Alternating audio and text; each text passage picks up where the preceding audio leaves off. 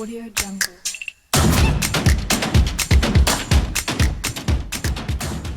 Ladies and gentlemen, I'm honored to be able to interview one of the legends of West Indian cricket.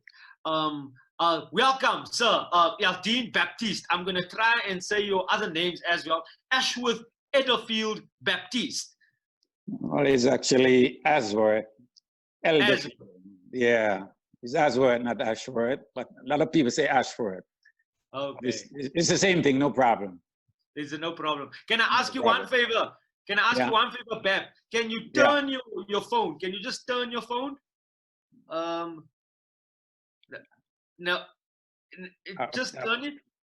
I've turned it and Yeah, and then just leave it. Just leave it. It's gonna Okay. turn by itself. It should be able to. Nah, turn it back. Turn it back. Oh my goodness, I made nonsense. No, turn it back. Yeah, rather leave it that way. Rather leave it that way.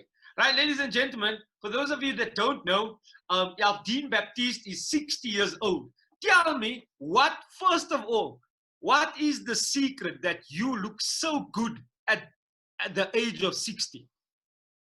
it's just by looking after yourself, just like anything. If you take care of anything, you know, it would last for a long time. It's just rest well, eat well, sleep well, exercise, and that's about it, really. I heard a story where there was a barbecue and somebody was making food, and you went to the person that was making the food and told them that they're not allowed to put more than 1 spoon of oil in the food that they're cooking. Is that true? Yeah, because I have to stay away from a lot of oil and a lot of fat, so a lot of fried stuff. So that's what I'm saying. If you eat healthy, you keep you healthy as well. Okay, now this is the interesting part for the people. So most of the people that's watching us is people from South Africa, some people from West Indies probably, and mostly people from Calvindale. For the people in the world that don't know, you had a stint playing cricket for Calvindale. Tell us about that. Tell us about why you chose Calvindale and what was the circumstances around that. Well, firstly, I was signed by Eastern Province, and I did remember. I think I came into South Africa the Friday morning at 6 a.m. and I didn't get a flight to PE until about 8 o'clock that night. So I arrived in PE about 10 o'clock, 10:30, and I was told I have to play for Calvindale against the university, up at the university. So I arrived there, and Mark O'Donnell was like he's the coach of UPE. Yeah. And he kept me chatting till 3 o'clock in the morning. And then I fell asleep. And then when I get up about 1 o'clock, he just leave a note and say, follow the sign to the lighthouse and I'll find the cricket ground. So I was asked to play for UPE and I arrived there about 3 o'clock. As soon as I put my pads on, a wicket fall. And I take, when I check on the time, it's about 5 minutes or about 8 before the tea interval. So I make sure by the time I put my pads on and looking to walk out, the 5 minutes was up. And I could remember Rudy Cootson, and he said to me, hey, in South Africa, we're crossing the field, mate. So I said to him, hey, listen, I'm not your mate. I cross on the field when I'm ready. That's rock and roll. That was a rock and roll stuff. Yeah. Yes, rock and roll stuff. And you probably had a rock and roll career. I want to know, tell us about the cricket culture of the islands there in the West Indies. Because for the people that don't know, most people do know, but you made your test debut in the same team with Malcolm Marshall and Michael Holding. And that was like, I'm sure you're blessed to have been able to play in the greatest West Indies teams ever. I want to know, what was the culture around that team? Well, the culture around the team is about winning. And we have a great captain, Clive Lloyd. But Lloyd didn't have to do much because the players, the senior players, will make sure when you come in as a youngster, They will guide you. They show you the ropes, and they make sure you know what it's all about. You know, you've got to be there. You're a youngster. You got to be there first. In the warm up, you got to be the front. You got to be at the front and not at the back. And you just learn off them, and that become, you know, it's a habit. And for me, who was one who was willing to watch and learn, I learned very quickly. And so it seems to me that culture you easily transferred to Eastern Province cricket, specifically Calvindale, because all the guys I spoke to and all the guys I interviewed so far had this fond memories of how disciplined you were, what great example you've been to them, and how you led from the front. Would you say that was what you've learned when you got into the Clive Lloyd team? Well, I think I had that discipline before. Because discipline is, for me, I don't like to be late. I always say if the game started at 1, I'll be there at 12. And it's all about preparation. And I like to be prepared.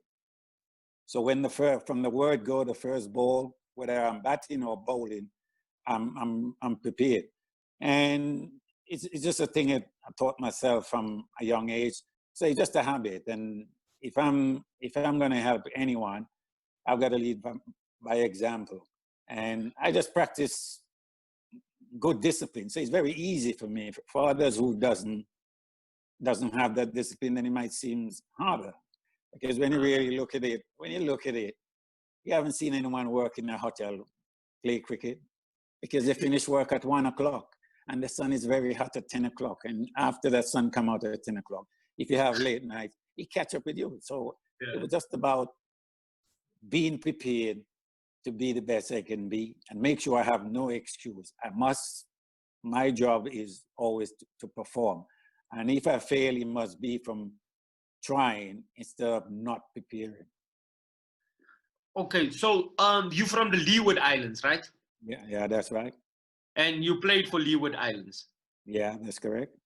So I want to know, I don't know if it's still like that, but I read an article somewhere that in West Indies, because of the different islands, they have to have one representative from one specific island, kind of like a quota system. Like we had here in South Africa, we still have it, a quota system. Is there still a quota system like that in the West Indies? Well, when I was playing, that's only have come in the last, 2 or 3 years, where, each island must have 2 representatives from outside of the island. So Leeward Islands will go for a player from Jamaica and one from Barbados, and vice versa. But that only happening now. But before that, it was all, if you're from Leeward Islands, you only play for Leeward Islands, and if you're from Barbados, you play for Barbados. And you carry on like that around the whole Caribbean. Okay, so and then how long did you play county cricket for? I played county cricket for Kent, started in 1980 until 1987. Mm-hmm. And then I played league cricket from then on in, except 1 year I played for Northants as a replacement for Kirtley Ambrose, who was on tour for 1 season. But then I played in the league, the Northern Lancashire League, and for about it will be about 7 years. So I'm sure you've been lucky enough to have seen Sir Garfield Sobers play. No, he was before my time, way before my time. Funny enough, I never seen him play. I've met him quite a few times, but I never seen him play. The guys that I, saw playing, is all those guys that I play with in the Great West Indies team. So it would have been nice to see Sir Gary play, but I've never seen him. Oh, you've never seen him play. We had this discussion the other day about that West Indies team was the best sporting team ever. I don't think the accomplishments of that West Indies team could ever come close to, like, unbeaten for 15 years, like, and the way you won was like both humble and you basically annihilated opponents in a humble way. Do you think the current West Indies team or the current mindset is what I think this is the question. What mindset do the current West Indies team need to try and emulate what you guys did? Well, look, it's the generation of change. You see, our generation, remember, we only had cricket, and it was an honor, to represent West Indies. Now, if you look at it, there's so many other distractions, internet, you can sit in your sofa and play games, but it was cricket was the only major sport you can play in the Caribbean and take you around the world. I mean, we didn't have anyone we have great football players, but they never leave like Antigua. But cricket, you get a chance, play cricket, we have the phrase of saying, play cricket and see the world. And remember, for those 2 decades, West Indies was dominating. So it was about to get in, and you have to keep kicking down the door and if you get 1 foot in, you got to make sure you break it down. I mean, if you don't perform, you'll get left out. So it was very competitive in the nets as you see we playing matches. So we try not, we'll bowl aggressive to each other in the net. And then we said, when we do this in the nets, when you go in the middle, it just become normal. And that's one of the things I think that happened. The present day players doesn't practice like that. The intensity of, you got to play short ball in the nets. If you play short ball in the net, you get accustomed to it. When you go in the middle, it's normal. So practice has got to be, you got to practice like the match situation. So you're being prepared and you just transfer that from the net to the middle. Some people doesn't get short ball in the net. So when you get it in the middle, now you have a problem. It's all about your preparation, be prepared, and be able to be adaptable according to the condition.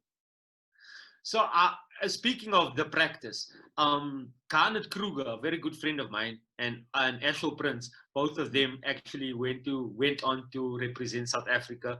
Ashel Prince to a bigger degree because he was also captain. And Garnet Kruger made mention the first time he met you was when he was at practice, and there was something that he didn't do. I don't know if it was discipline or if the intensity wasn't there, and you went to go have a chat with him about that intensity, and he's telling me that for that he's always indebted to you because that changed his mindset as to how to go about practicing. I just wanted to let you know.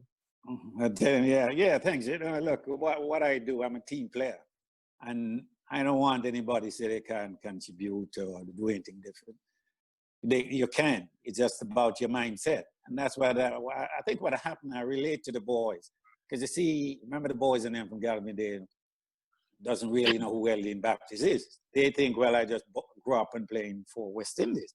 So when I give them the background, I have to get up at 3 o'clock and go walk. Wait, let's do that.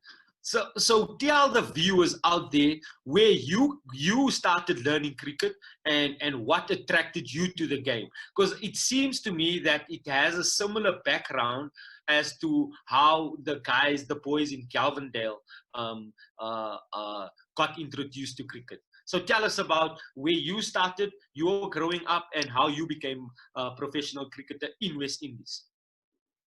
Yeah, well, I was, if I can recall, since I know myself, maybe 6 or 7 years, I said I want to play for West Indies because I used to hear, BBC Sports for about half an hour just before lunch, and you used to hear John Arlott and those guys saying, and I said, when I grow up, I want to be a cricketer. So we used to play a lot of background cricket, and I used to bat and bowl, open the bowling, open the batting. When I'm batting, there's no LBW. When I'm bowling, there's LBW. And if I would get out, then I would take up my bat and ball and leave because I would say they cheat me out. So they would tell me, come back and back. So the guys in them used to bowl to me a lot. But it was all I know, I love cricket. And whatever it takes to play cricket, I'll do. I'll travel anywhere just to play, even to be 12th man. I remember representing Liberta Village is my village. And I have to go to church, and I would say to the captain, look, I have to go to church at Sunday school, and when I'm done, I'm coming. So leave my 12-man duty. And when I turn up, I'll be begging someone to come off the field so I could get a chance to feel. But it was just like it was Guy Yearwood who was a coach and sort of have a combined school, and you know, he have some discipline we would practice. The intensity was very, very high. It was if you can't hook, he'll bowl all the quick bowlers to you. If you can't play spin, he'll bowl all the spinners to you. And that's how we adapt. I mean, you know, before Richie Richardson couldn't play a short ball. Oh, wow. And then, like Richie couldn't play a short ball. So we used the bomb in. And 2 weeks later, he started to hook everything on the ground. So he learned to play, he learned to do that. And what I've learned when I'm growing up from the senior guys, when I'm playing any team, I just introduce that to all my teammates. And it's just very simple. If I'm going to criticize you, I have to be doing it. I can't criticize you on not doing it. So if I tell you got to be there for 1 o'clock, I must be there for 12:30. So then you have no excuse to tell me I'm late. And I take that through my whole career up to this day. It's just about, I believe in, if you're late, you're disrespecting the rest of the team. And for me, that's how I look at discipline. I want to know, you came to Eastern Province, and at the same time, there was a couple of other West Indians that came to South Africa as well. Malcolm Marshall went to Natal. Desmond Haynes went to Western Province. I think Franklin Stevenson went to Free State. Yeah, Free State. And it was highly, and then now in this the world we're living in now, where the Black Lives Matter movement is so huge right now, you guys played in a very volatile politically situation, yet you still achieved. I want to know, how did you guys come together as a team to overcome that? Because that was a real barrier. Like, it was the way the English team was basically racist to you guys, to your face. So I want to know, what was the tools that you used, and how did you overcome that, so that we can let our viewers know and let our viewers see, maybe there's something that we can take from that. Well, look, the motivation came from, you see, the racist remark. For instance, if my teammate, because I had that at every in England, and I had it in South Africa when I turned up there. So again, if you being a racist, if I figure you're being a racist, or you use your slur and all that, just remember, you have to bat. And it always is. I always back myself. I can defend myself better than those guys there. So I'll just wait till whoever make their remarks, and then when they come into the net, then they wonder why I'm trying to kill them. And that's what's the motivation, just to show, to prove, look, your color doesn't mean anything to me. I'm as good as you, or even better than you, and I will show you. So those are the things we use, those motivation. When you say we can't do things, we show you we can. And we have the mentality, look, we don't play names. You know, cricket is bat and ball. Yeah. And that's what you got to do. He have the bat, I have the ball, and vice versa. And that's what it counts. So because if you tend to play names, you get nervous when you're coming up against someone who is like the Clive. I remember playing against Clive Rice, and I bowled him a bouncer, and he's staring at me. So I asked him, what are you looking at? You know, and that was the mentality. You know, we use the negative thing that they're saying us to motivate us, to show them we as good as them or even better. You know, that story, you had the tools to do that. So your tools was the bouncer, or your tools was your talent. So your talent could combat that racism, and you use that as a motivation for your talent to combat that. Now, specifically, might not be as talented as you guys. So we can't use our talent the way you guys used your talent. So how did you do that off the field? Because I know on the field you used your talent as the bullets. Off the field, how was that? Because that must have been difficult, because yesterday was June the 16th. In South Africa, June the 16th is Youth Day. And I know you know the history of June the 16th. So off the field, how did you guys go about that? Well, I guess because we're traveling, you got the experience, and it is, look, it's very simple. My teammate, if I used to deal with them straight up, it's about honesty and upfront. And if I heard one of my teammates saying anything off the field, I would tell him straight up, "Hey, you're a racist." But I guess what happened, they couldn't understand me, and that's why a lot of them think, well, I was funny, but it's not.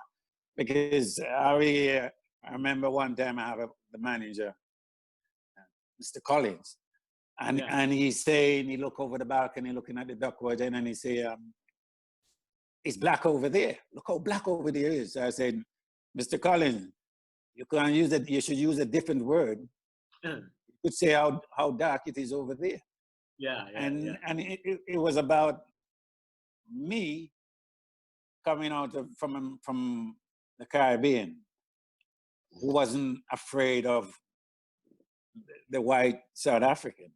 Yes. And what it is as well, to be honest, the white South African treat the black players from the West Indies completely different. And I used to stand up to that. I mean, I go into a store and they don't want me, and I always say, wait, no one working here?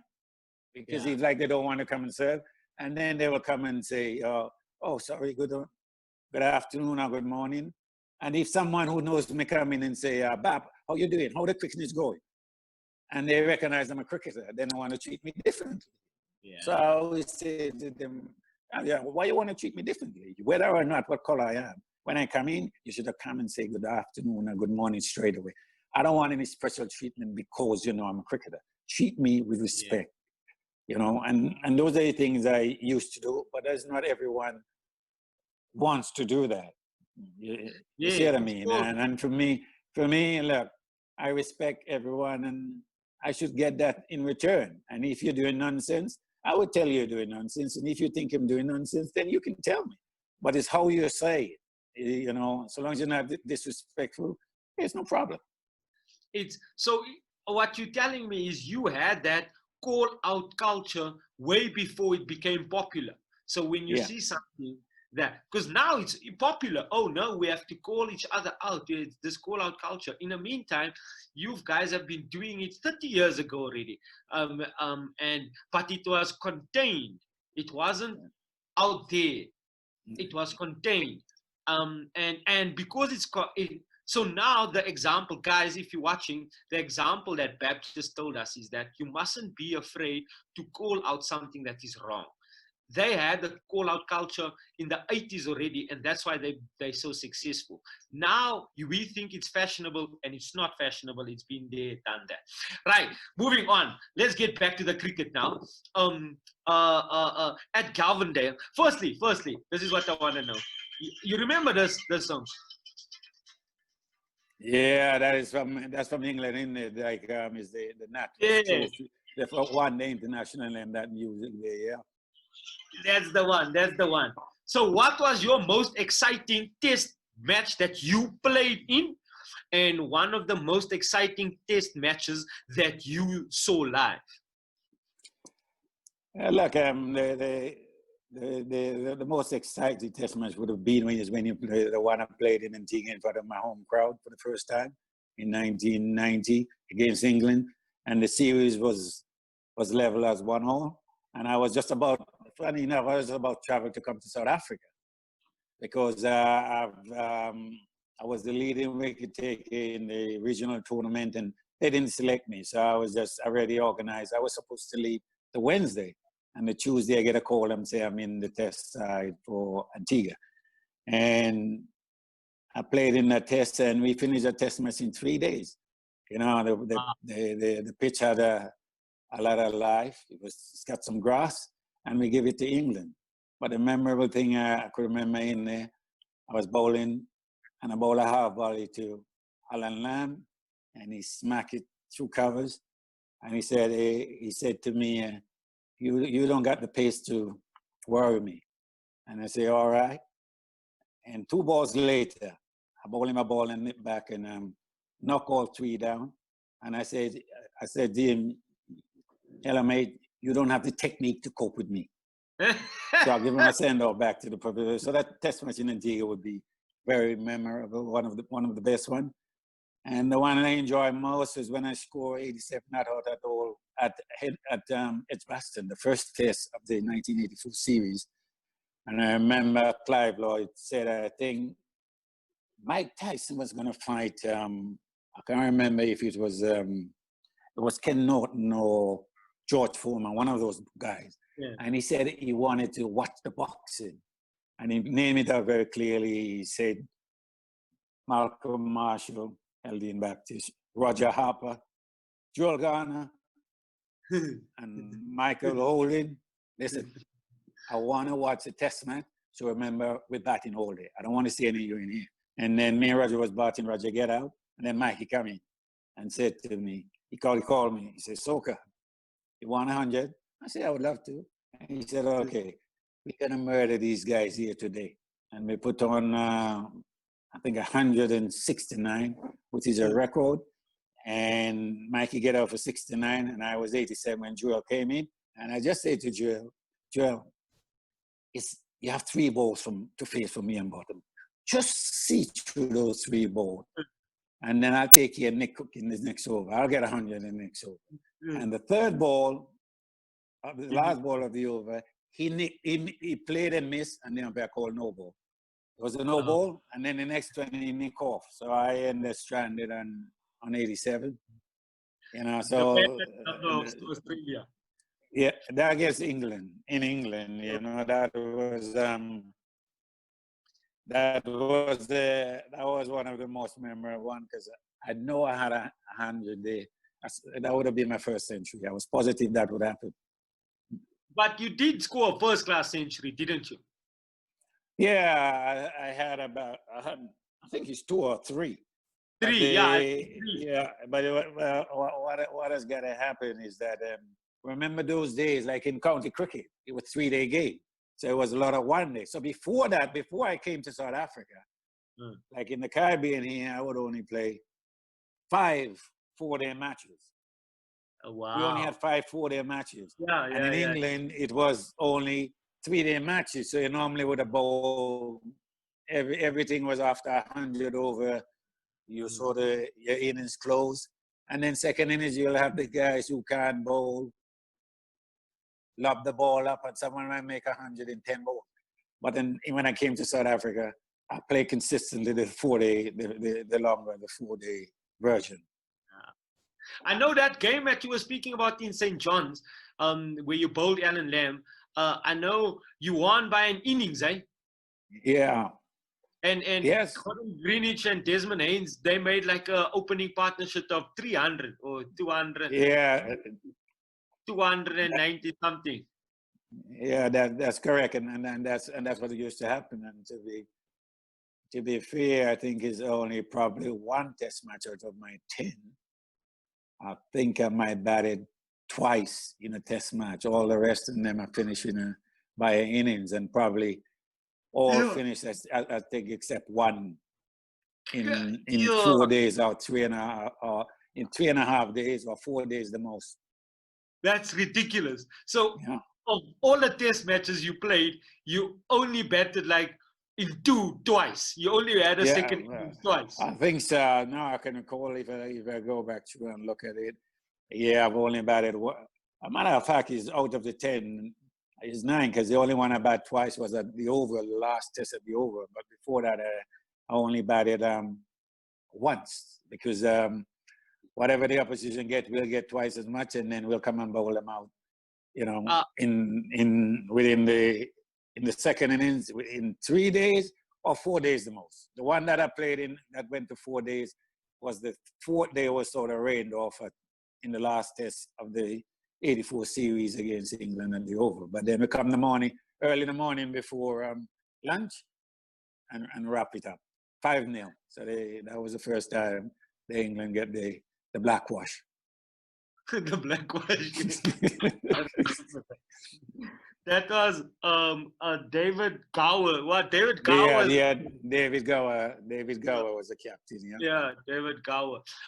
So were you surprised when India beat the West Indies in the World Cup? I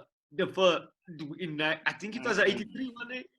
Yeah, it was 83 at Lords. Yeah, I was watching it. You know, I was watching it, and look, from the time Viv got out, and I see because the ball was moving around a bit, and the great man now normally when he come that stage here at Lords, it's probably he's low scoring any big match at Lords, because when you say Lords, you say the great man, so Viv, and he get out a couple of taking a magnificent catch, and then we just sort of collapsed from there.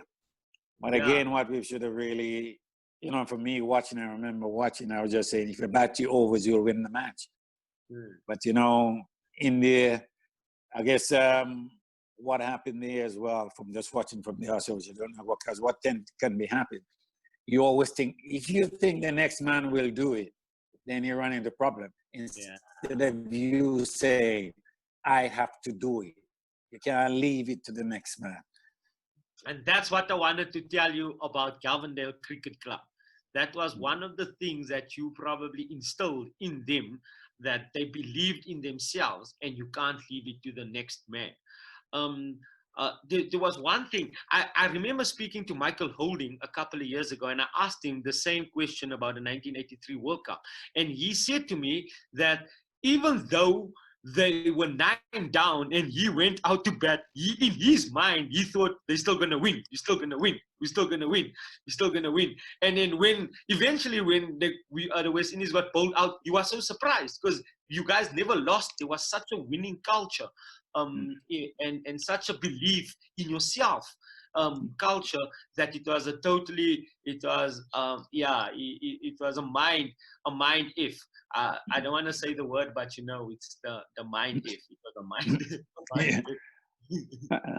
Yeah, well, what has happened, what we used to have, it's just about, we all think, all right, if the last 4 of us score 20 runs each, that's 80. And that's how we look at it. So whatever the total is of where we are, the mentality is that if it's me and Mikey, listen, Mikey, we're going to do this. We can't lose this game. There's no way we can lose this game. This is what we have to do.